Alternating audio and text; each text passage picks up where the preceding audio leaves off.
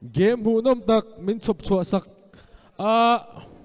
funny le win and strings te an hu nom le ni in ready don nai win and strings kan yellow card panian mo poisa in on submit angai ni zanin hi mml shoi tu te hi fakan phuin ka sia heile chen hi mml kan lo buat sai to a mizorama neya kha bulchan na angania adot le khan Aizawl Rockers ti kha kan siama Aizawl Rockers khan Aizawl Rockers atang khan kan ti le football match kha lo chho ta zela mml loading ta mml hi chu regularly da kal thei ta hi lu mm ya chu het kumeng za kan ni tak te kha apana khan melo sin se jona sang ni som pakwa mai kan chon ta so na iting kan ko kun kha arei tol tuk som paruk vel covid ma hai fila khan match ma saber ani kha mml kha chu yes nu lok troi tu te kha kan ven san pa te po khan boi pui ha big tu te hian thina henga hi gitari sai cho tun nu ai cho den nuno lo mom thin khop me nuno ta gitari sau hian nuno ta the bek lok te mu nuno gitari sau hian alo mom thin midang ho kan in pek na aro pui veka chu baka nuno hian tun tournament a hian a ground hi a sponsor boka kut bek le lokang nuno tan chuan kan pet mek futsal ball hi a sponsor boka ni avan thaem chuan a topatan a champion team atan cup hi aron le tat me ni ani mo chu hon le to ma se an hon theng em Gospel United laga hi an chak don em ti ha kan chia da ngai ni mo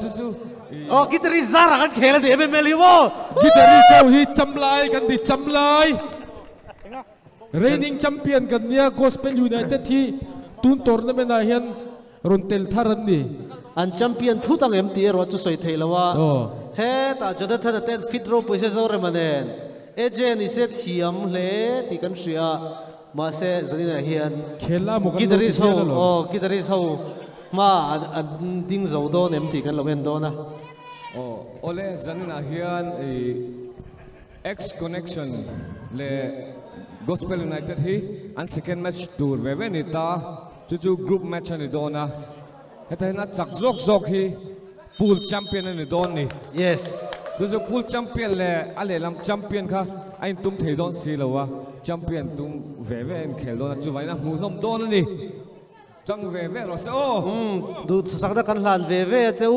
ama ro chu game moi tak in eila ti kha kanin cha du ni et du sakna chu gitari sa che ka hlan ke chu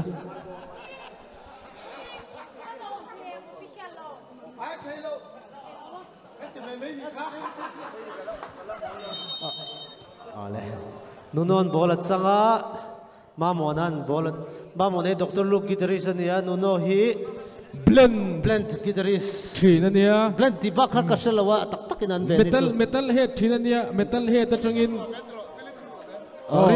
rinan very tang lo be da tel to ti Majesty recording studio nia tin biscuit atangin Felipe na tel to ni chama chama come on nuno apoilo tha chama hi guitarist chalut to kan ya to na Jonathan an bola changme ka khai chu kan commentator to hi guitarist level ni wangin tle ni kan nan boro ka lo sar chama hian han chun jom se Puma Payson replace me. Ole. Sama hi chi sang kan oma. Sama mil che de te. Sama dul chi te. Free kick mama namong ina lo dang ani kha. Jonathan a. Ka tiang ang chu te ve. Etigai te thiam bi gai van thiam me ve gol lo chi turin. Jiu Mamonan bola chang le a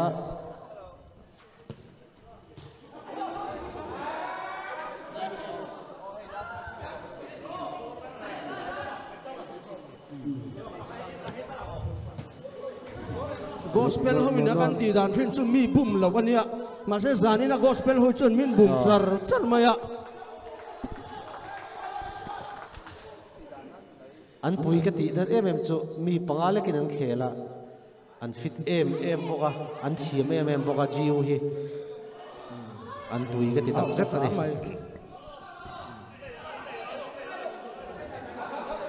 man of the match hi announcer than thei dita se elara ka thangamo kechu guitarist number 14 hi amimal takin man of the match kan thang o khala ya takani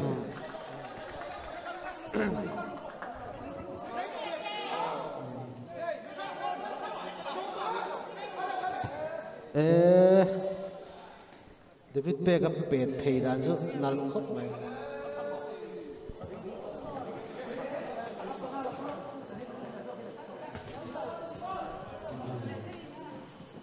oh David Pega defender a oma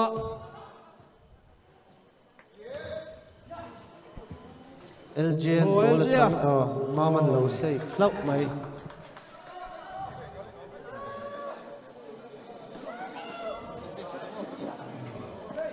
Salvation guitarist petrowa engting ti don ole chu sak lau mai guitarist lamin an uma chama man safe out from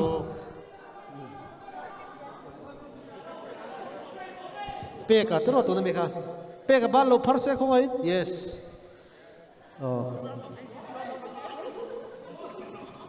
Pega ball chang poil gospel united thoin ball an lo chang LJ hi thiam em mai na David apea enti David anti don Jonah apea Jonah hi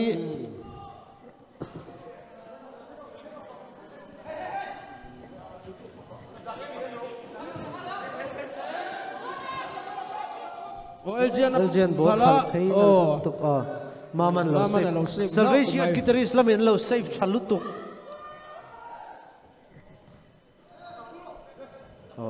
nuno wa pedona nuno wa pet ball kan guitarist David Pega na lo danga nuno wa kick don fall cut David Pega na Jonathan apea Mamonan ball at chama paya chama my name pet goal don adon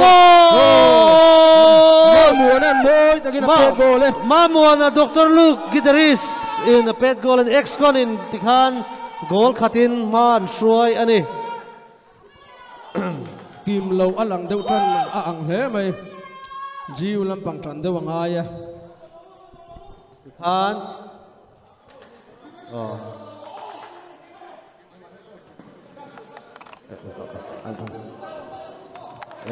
khai an van munam zek em chama hianin GT10 manga pet goal atumin ka season in hian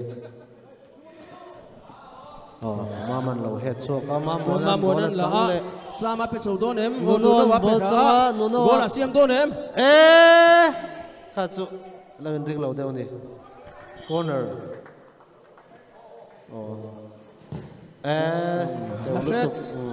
thiam lutuk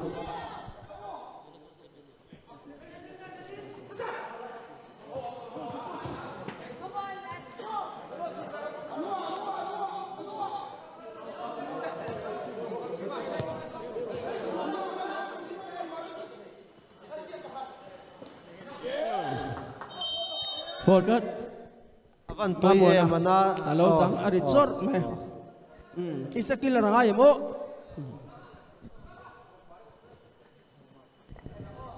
kan tekel khat klem im film khur de wala kan game mu no ma musician te in po na tura tournament siam ani kha sha rangela moi takin kan in po tlan theina tur khanin in khelila kan game po moi nu nawa awarang ve Spider-Man mi ani lo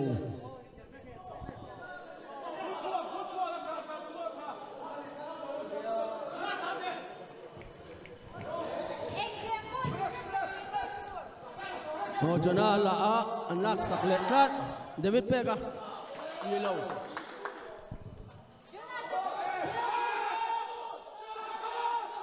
Sama goal lâu lâu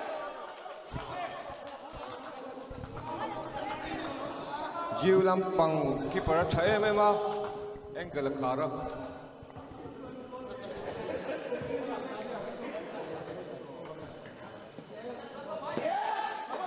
mà muốn ăn sung sắc á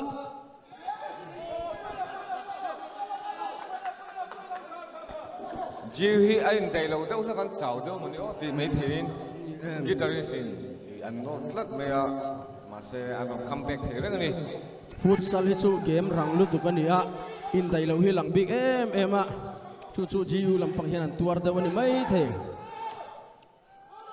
goal nuno wana pet goal e moi takin ma muanan asiama nuno na lo pet goal ani nuno wa khan khoi lo se a goal don thowa ama ro chu a kho a goal ta thowa a ming that pha ta ni tuna kang goal tin mun chu guitarist 2 Gospel United 0 alang ni siya first half ang khel me ka Gospel United hian alang comeback thi ni lom deuh na kan ya ka announcer puite hianin mind game hi an hriat mi lo na khel saka adin dai lo chak lo jok tur in ngai turin an puan sak me ka ke chuan kala puang lo ki dari chuan ava han tha emo adin dai lo wang hian an chak thei lo wa adin ngai ni in a hriata ava short tram jonan ma se goal ma ta so lo tlat mai tuna thian pa vika soi khati khop mai ni china po dai lo win an khela ma sen chakani tuna po yan min ne zo chian min an la the the ni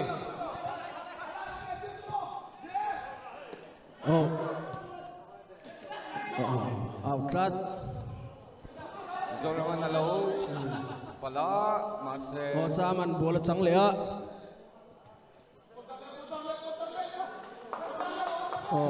announcer tan kan hu thei to lo wa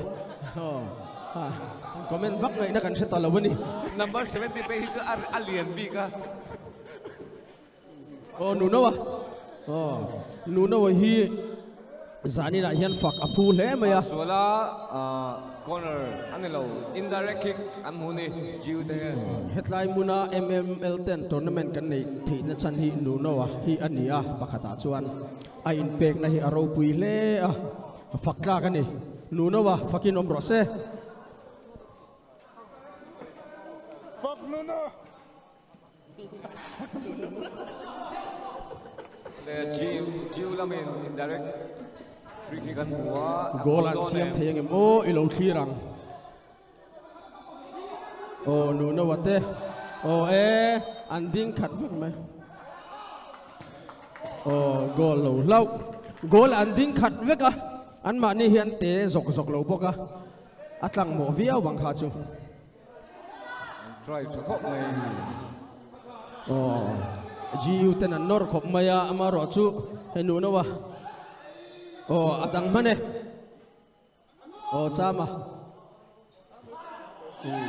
chama tire na ngi chu an thadeu tlang pui ni he ve me ka no miss la ka Jonathan pe ga pe a intin nge chok ko don Jona pe le a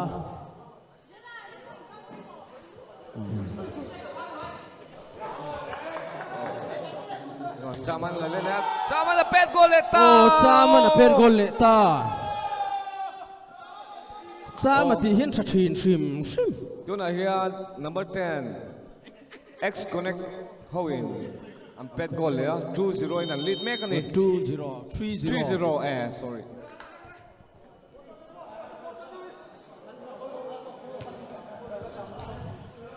nula zo re miral te in sa da amuam duwa anei chuan khong ai takin han pete u nula zo re min sa da amuam du ni chu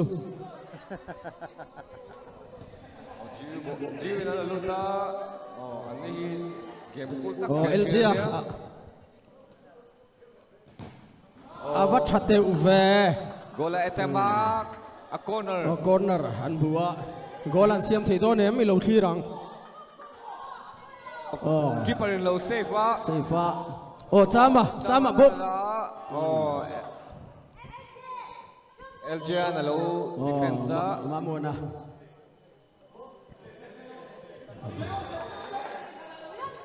Oh, mamona. Nuna wa petlaman lawan lak saka. Oh, zau remi mongin min hlia ka hel zak mai. Oh, David Peka. Oh, LG na lalea. Oh, tingin di don. Oh, akal out ta sa ame. Oh, LG. Ate uve. Oh, Jonathan Laudanga. Oh, Peka. Oh. Oh, sama book. Oh. A for handball tlatadi. Free kick an hua G Ulamin.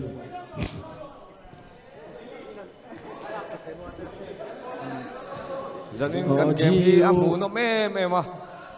Gospel United le guitarist Ania tuna guitarist keeper in lo save na le ma. Jiwin corner pelle doni.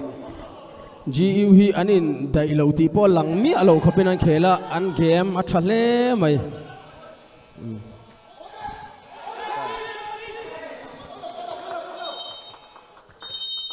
Oh, first half azawa.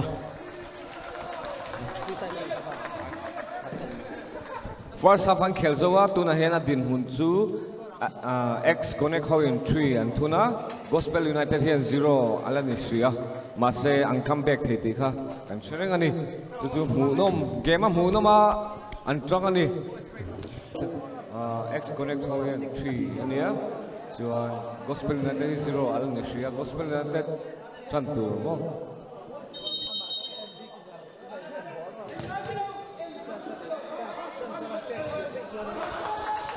Oh, second half an tran le chia.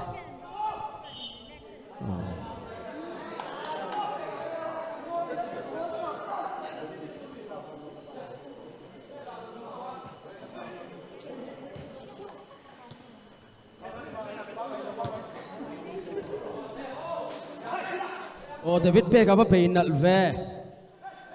Oh, LGA. Oh, Zorema. Goal don em. Ava goal te uve. Keeper an nei shale mai X connect lam. Oh, nuno kha duat de lek ru oh, sponsor tu ni kha. Ai liam pal la wange. Ka sponsor le lawati lau chona poi don te mai nia. Poi sa kain thokom chia chia ngai don nia. A bola lak de chono. Oh, a bola lak chona poi fakang. Mamo allow intersector. Oh, nuno wa per goal don em. Yes, Zoreman allow defense thangom mai. Zanin top scorer chu Ilara ania. Minen Sansu tika. Minen San lawani. Ani hian napakatal ron ni se. Nia thako bang. Oh, Jonathan. Oh.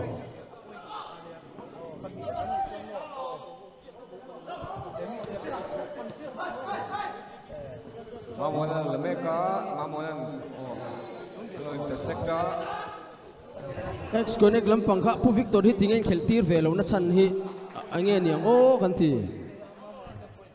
Mamonan bola khoi meka chama bea. Oh, nuno wa. Oh, dang out ram. I receive swalda ulak ani. Adik mayang. Oh, nuno kha ti swalda pon moi zonga chua zela nga ya. Oh, ti swal tat. Oh, Zorema opet trail. Oh, Davida. Asilula. GU lampang kha chama bea. in suit le thenia tang zel ro in game mu nom lutuk. Mama bea baman lo. Oh, monoma. Mamona. Oh, nuno wa. Per gol don em. Oh, mamuana. Mamona. Oh, ave kick out ani.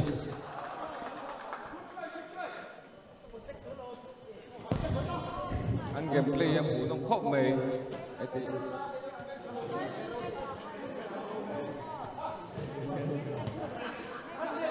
Oh, no.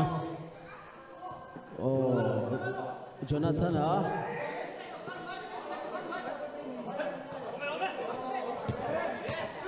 Sama. Mamona. David Beckham na chu nilo David Beck ka jok male Beckham nilovin. Goal lo deu. Nunong goal bar pet per tlat mai. Outline na changin na pet out eh. X connect ho ball ni ta. Ta.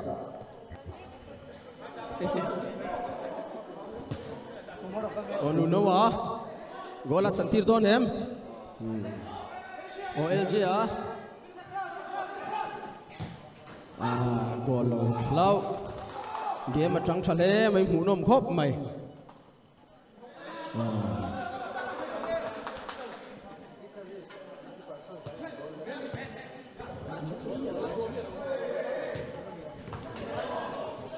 Guitarist keeper in zanina goal ala chua mi ala wani toilet nuwa ala chua ala wani chu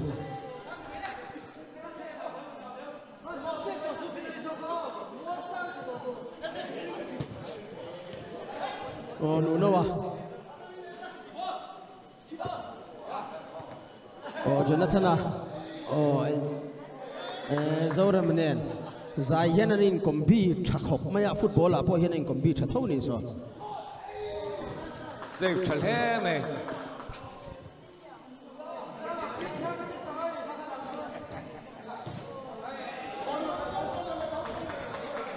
jiwin nan takin lo save le a chon corner mu le a kan thiam pa pakhat chuan Jonathan ale Zaure ma hi mi pakhate mo lo dia Jonathan Zaure ma he mo lo dia me thấu mày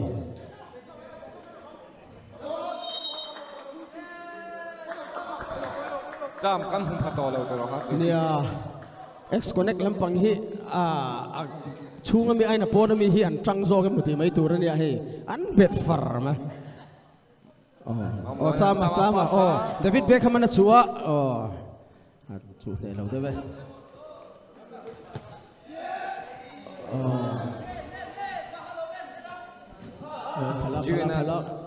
khala pet dona khala khale pet save RCA save outlaw save RCA save chale mai mamona anh ting e gola santir don em khal a thok phei avan finish ave mamona thok phei ni kha availam killer trainer on finish lat mai mamona specialty ani ve X connect ho kha substitute kha lut vek lo ula khel lai hi chok lo se sap an pani an sap lat mai sap pani pali panga lo khan ti ula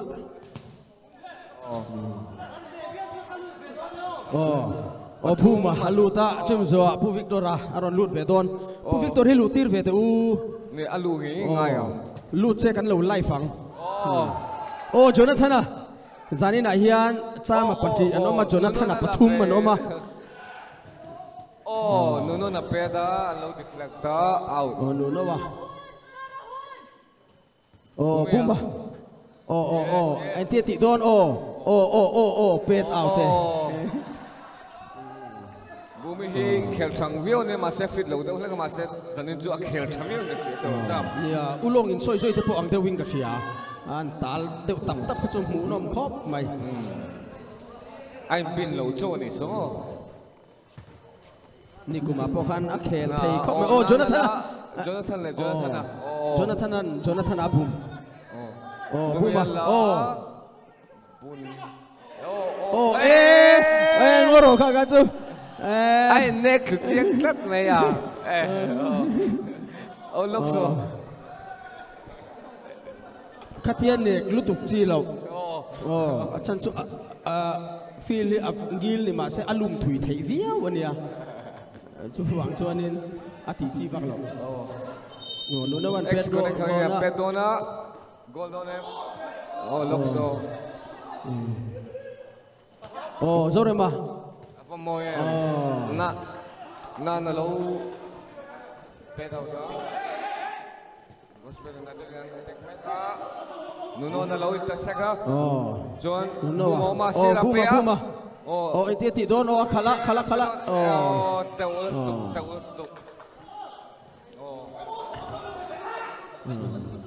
Oh, Ramua out, in. Tunge parukin in khel do mi. In taman ya. Pakat ngoro pasarin itu. An patam ve. Oh. Gitaris ka pasarin do. Pangale pasari em khachu. Kan chuak chia. Yellow card number 7, Ramua. Aron Lucia yellow card hunga. Lucia. Oh, record siam ni. Record siam chi sang oma. Athama. Nana la. I think Oh, Jonathan an pass wal lau zore man la. out. Oh, zanina hianin Jonathan apathuman oma ti hian tira. Pakati Jo ani se pakati na ani sa pakati thana ni se. Oh, hetlai tuna khela hi thana ni mai ta se number 21 hi. Oh, Ramua na petso ka chuan buman lola. Oh, buma. Oh, ite ti zel don. Oh, Khandon em. oh. Sanga nuno ani lo. Oh, LG ah. Oh, zore mapia gol asiam don em. Oh, RCN lo intersect le dat me RCN zanitun hero ni. RCN khoi khangma gol la chholawat na na. ta chobete. Apele ta Ramua. Oh, per gol don em. Oh, azuang tor me. Oh. LGN apet gola. Keeper handai vel dan khachu an nal khop mai. Spider-Man te po ang te walom le. Nal ta kani. Kema hunom min trong le me. Oh, mamo naron suaga sapan siam le ah. Samuan. Tinggal pek do na pea, semua pelek lea. Semua tot me. David Beckham. Rina lo intersect LG Abok. Jonathan sanga kala David achaka oma pedonem. Abum vela. Li bum antam. Rina come on. Avate uve. Amunom me intrang amunom khop mai amaro chumoi taka kan khel kha kan ti tur ni di khashet rengila trang taksi fair takin Ex connect ho ball pen dunia. Bu matuna. Yes. Apa beinal ve. Inti ti don gol. Semua pasa out. Keeper lola.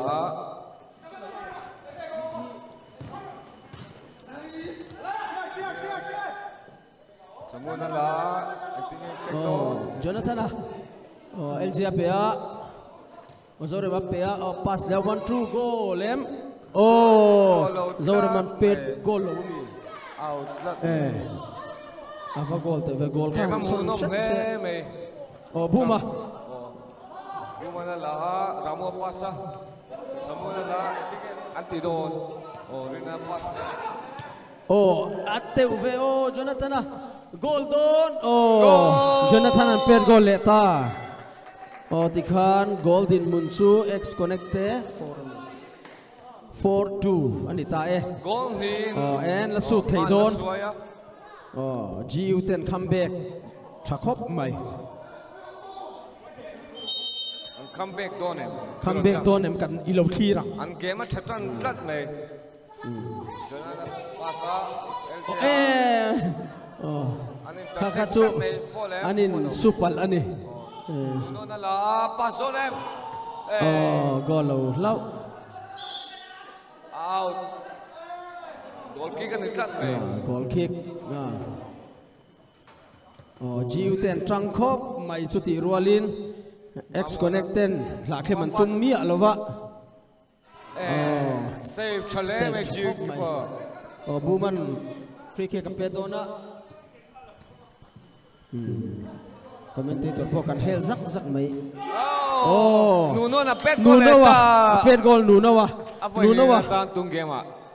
Voi li pet goal mo. Voi ni na. Voi ni na mo. A tournament sponsor omponi kha. Tu na yan Golden Muni X Connect 5 Gospel United 2. Alla pot thei re Comeback theyem. Comeback theyem. Asiat mi alo. pa chawin a hria